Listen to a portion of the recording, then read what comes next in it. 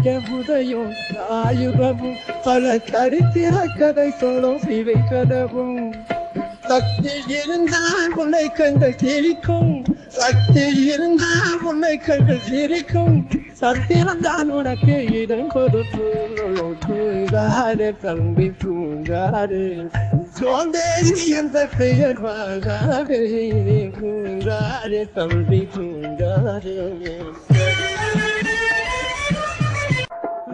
பொழுதையெல்லாம் பூங்கெடுத்தவர்கள் நாட்டை கருடன் காடும் சிலர் கல்லும் கல்லாகியும் அடுத்தவர்கள் என்று அலண்டு கொண்டார் கல்லும் கல்லாகியும் அடுத்தவன் இல்லை என்று அலட்டி கொண்டார் விழுத்து கொண்டார் கிடைத்த கொண்டார்